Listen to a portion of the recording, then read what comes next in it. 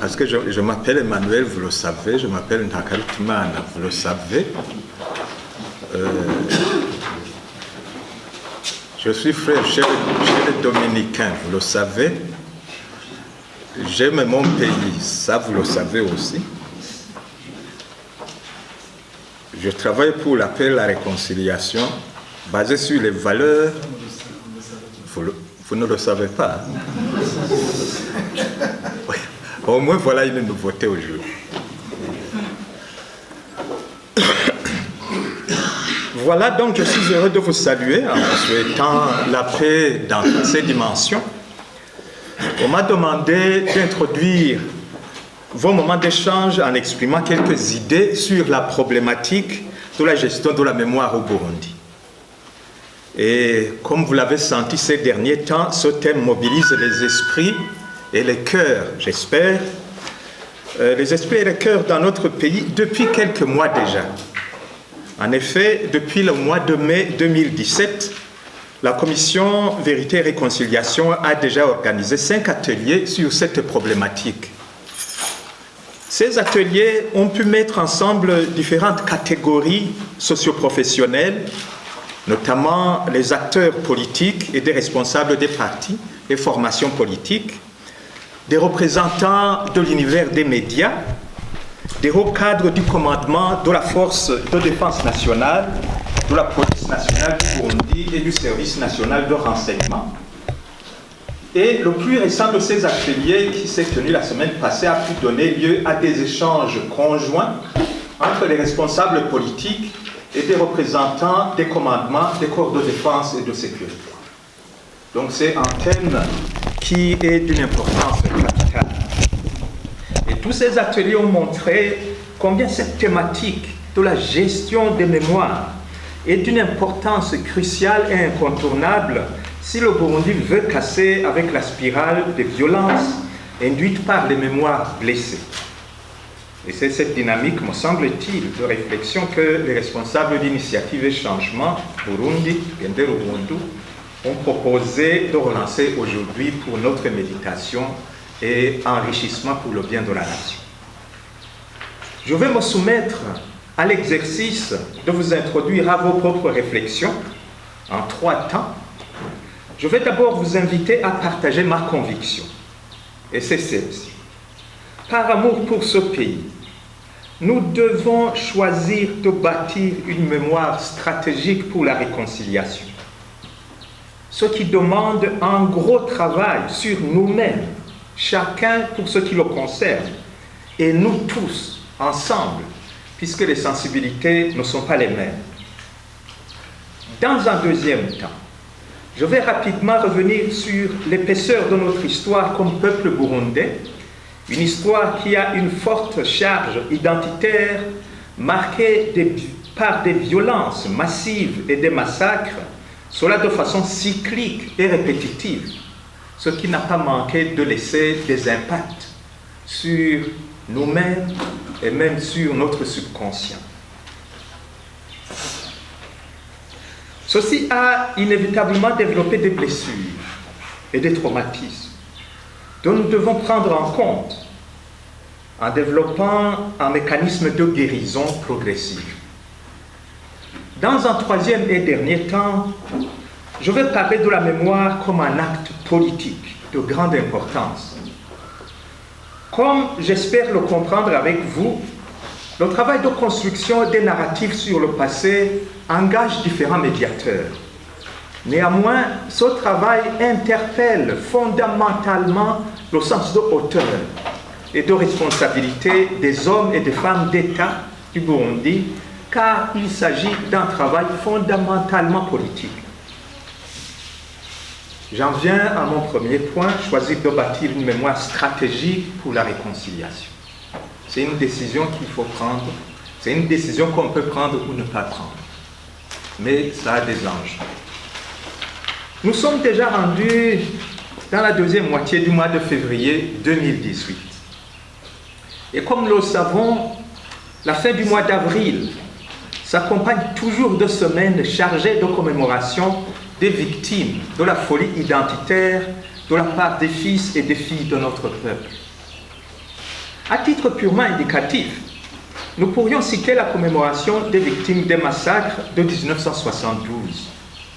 Une crise différemment présentée et interprétée dans les milieux Tutsi et dans les milieux Hutus, pendant que les Batwa se demandent quelle est leur place dans cette configuration sociale, et les Baganois ont déjà commencé à poser leurs questions. La commémoration de l'assassinat du Rwantare V se situe dans le contexte de la tragédie de 1972 et touche profondément la mémoire d'un bon nombre de gens.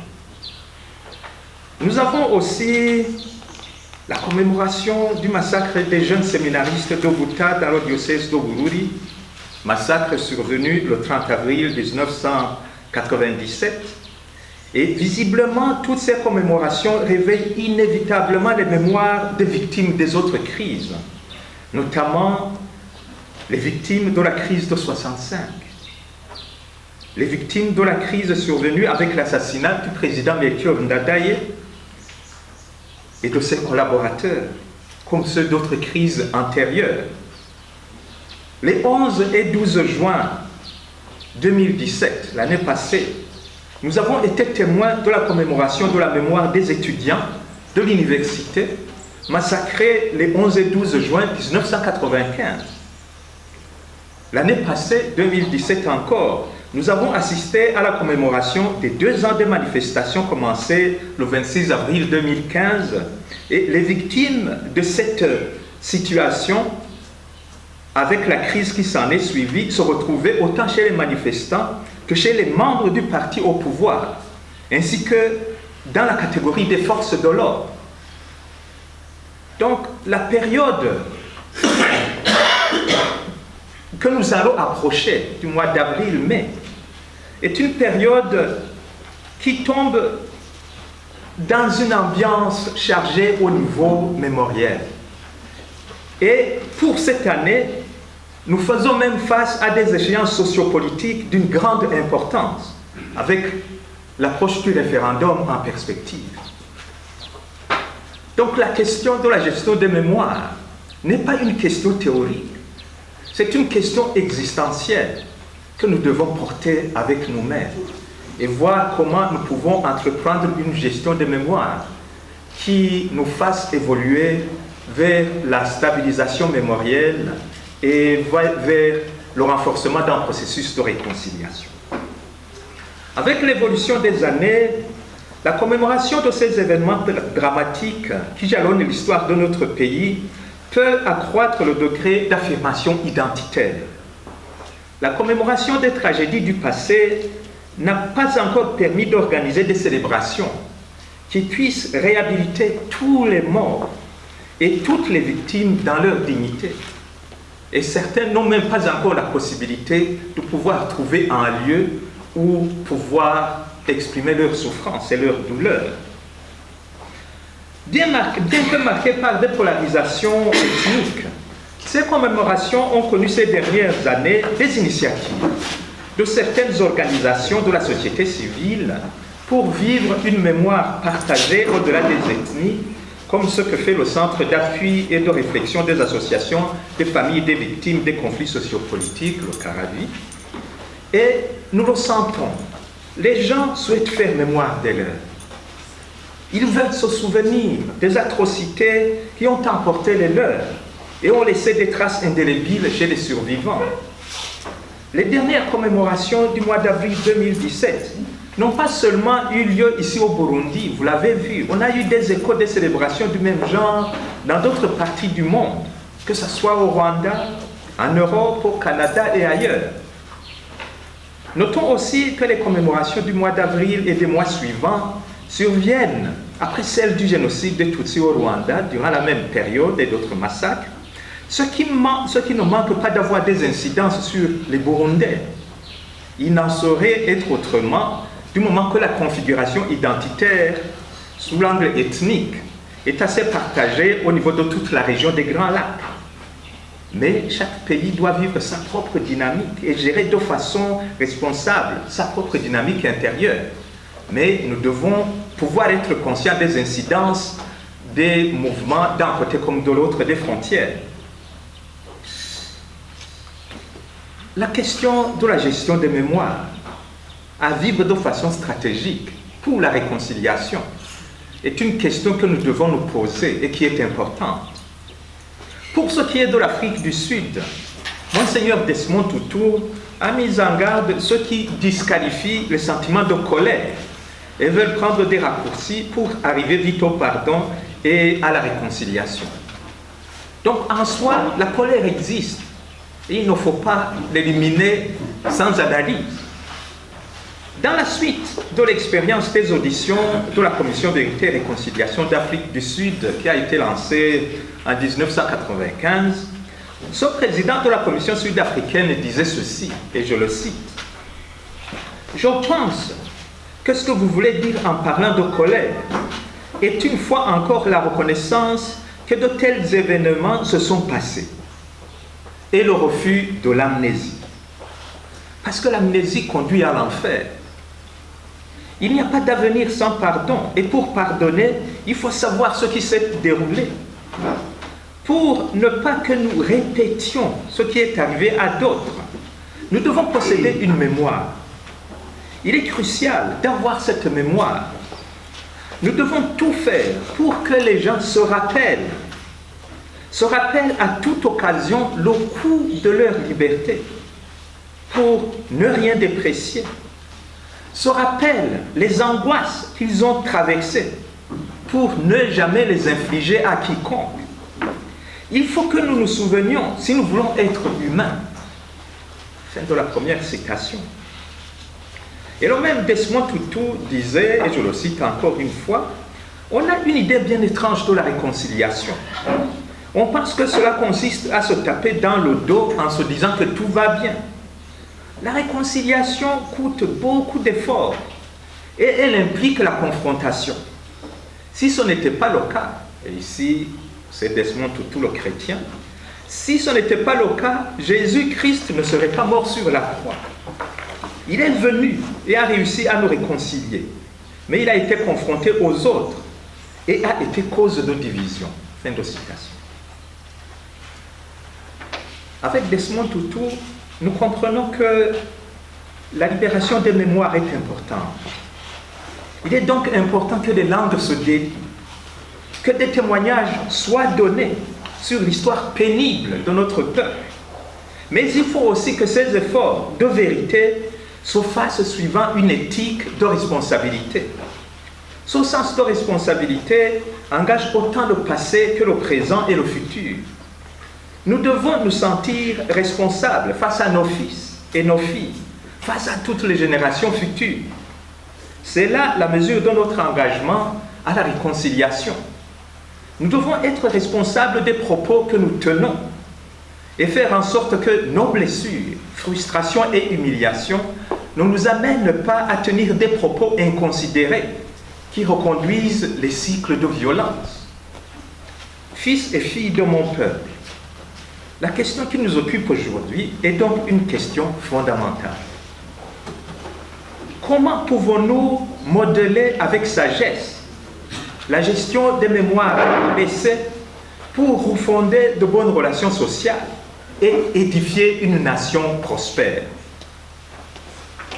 Saurons-nous aller au-delà de nos propres traumatismes pour ouvrir un terrain propice au vivre ensemble? Comment allons-nous développer notre mémoire comme un souvenir stratégique pour la réconciliation? Nous voulons que nos enfants, nos petits-enfants et nos arrière-petits-enfants vivent ensemble dans la paix, dans une patrie qui nous est commune. Mais cela se fera à quel prix? Et c'est ici que j'en viens à mon deuxième point qui montre que nous venons de loin et que le passif que nous avons à gérer est lourd et demande qu'on soit des hommes et des femmes de grande détermination et de grande vision. Deuxième point, l'épaisseur d'une histoire à forte charge identitaire. Le background du conflit burundais marque profondément les archives mentales de la population. Nous avions déjà un héritage lourd qui a marqué les relations entre les groupes claniques et les groupes ethniques longtemps avant la colonisation, d'où il ne faut pas tout jeter sur le colonisateur. Nous connaissons le mépris culturel à l'endroit de certains groupes sociaux, et cela sur des générations. Et ces attitudes méprisantes ne manquaient pas de conduire à de profondes blessures historiques. Et on ne peut pas jeter ça sur le colonisateur. Mais il reste aussi vrai que la réforme administrative, initiée par la Belgique en 1926 et achevée en 1945, a approfondi le fossé entre les Hutus et les Tutsis de façon notoire, entre autres en écartant tous les Hutus de la direction des chefferies et sous-chefferies. Dans la suite, le pays a connu une longue instrumentalisation de la région, du clan et de l'ethnie dans l'organisation de la structure du pouvoir. Et depuis 1959, comme il vous en souvient, année du flot des réfugiés tutsis rwandais fuyant les massacres en cours dans leur pays, le Burundi a connu la polarisation ethnique dans le jeu du pouvoir politique. Les polarisations parlementaires entre le groupe dit Casablanca, qui était un groupe pro-socialiste, avec une majorité de députés Tutsis et quelques Hutus, et le groupe morondien, qui était un groupe pro-capitaliste et pro-occidental, avec une majorité de députés Hutus et quelques Tutsis. Donc ces groupes ont été des précurseurs d'une histoire tourmentée. Et depuis lors, le pays a connu des massacres cycliques, avec des pics que vous connaissez bien, 1961, 1965, 1969, 1972, 1988, 1991, de 1993 à 2006. Et je ne sais même pas si je dois m'arrêter à 2006. Ces massacres s'accompagnaient malheureusement d'une politique d'amnésie et de refus du deuil, ce qui explique l'épaisseur du traumatisme qui a couvert le pays et qui nécessite une prise en charge conséquente pour permettre l'épanouissement du capital social. Des disparitions forcées ont eu lieu, occasionnant des douleurs indicibles pour les membres de famille et les amis. Des gens massacrés étaient enterrés dans des fosses communes, à l'insu des membres de leur famille. Et cela fait que le Burundi a aujourd'hui un nombre macabrement impressionnant de fosses communes.